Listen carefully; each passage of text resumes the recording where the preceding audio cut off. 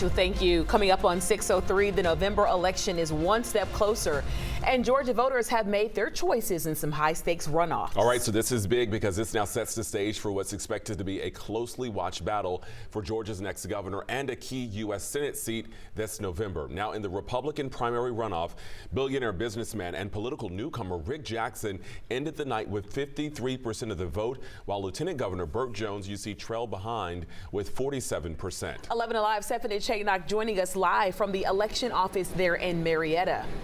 All right, so Steph, this is a big win for Jackson, who will now face former Atlanta Mayor Keisha Lance Bottoms. Yeah, good morning, Jonathan and Aisha. And he defeated Lieutenant Governor Burt Jones, which is a big deal because we know Jones was endorsed by Governor Brian Kemp as well as President Donald Trump, but it was not enough at the end of this runoff. Jackson, like you said, a self-made billionaire, successful businessman. He even mentioned his challenging upbringing in his victory speech last night, growing up in foster care. He also talked about his focus on helping Georgians and the money in their pockets if he is able to defeat Democratic nominee Keisha Lance Bottoms come November. I know what it means to struggle. I cannot look away from the people who are fighting those same battles today. I'm running for the young family struggling to make ends meet, wondering how they'll pay the rent. Keisha Lance Bottoms turned her back on all of them. Keisha Lance Bottoms failed. She hopes Georgians forget what happened when she was in charge. I won't let them.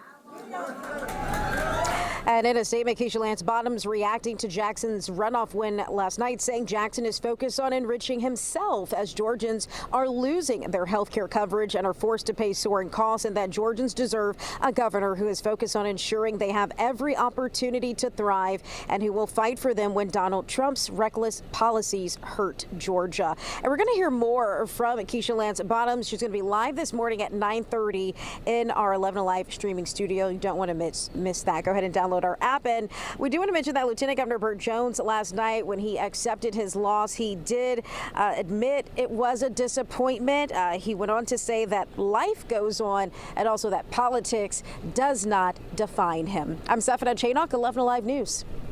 Seth, thank you. Turning to the race for U.S. Senate, where Trump-backed candidate Mike Collins won the Republican nomination. The Georgia congressman edged out Derek Dooley and will now take on Democrat Jon Ossoff in November. All right, 11 Alive's Dan Kennedy is live with us in studio with a closer look at the race that really is being watched across the country, Dan. Yeah, a lot of folks watching this race. Good morning. And a lot of people coming out to vote yesterday on the Republican side of things. More than 700,000 voters ultimately choosing Mike Collins with 56% of the vote. I think I can sum this up with some alliteration. Derek Dooley dominated density last night. All right, he won the metro Atlanta areas and did well there. However, it was the Carter coalition who chose Collins. Who's Carter? I'm talking about Buddy Carter. We go back a month ago. Carter, the congressman who represents this area of southeast Georgia, coastal Georgia, Savannah area, did very well here. A lot of questions about where were his voters going to go yesterday. Well, we got our answer last night, and the Carter voters ultimately chose Collins. You see Collins dominating all of rural Georgia with the exception of Rabun County up here in the northeast and metro Atlanta. In fact, looking at metro Atlanta, DeKalb County, Derek Dooley getting about 60% of the vote there. Same story in Fulton County. Collins, who is from Butts County, did particularly well, as you might imagine, in his hometown with 77% of the vote. And just one final interesting note here, Athens, Clark County, where the Dooley name rings big still. His father winning a national championship there, Vince Dooley at UGA. Derek Dooley getting 60% of the vote in Athens last night. Despite those metro wins, it was not enough to overcome some of the rural vote last night for Derek Dooley. Mike Collins going to be on the ticket come November. All right, I like that alliteration. What was it? Yeah. Derek Dooley dominated density. Density. Okay, there you go. Yeah, Said it without you never count out the rural counties. I think we definitely learned that too. Dan, thank you.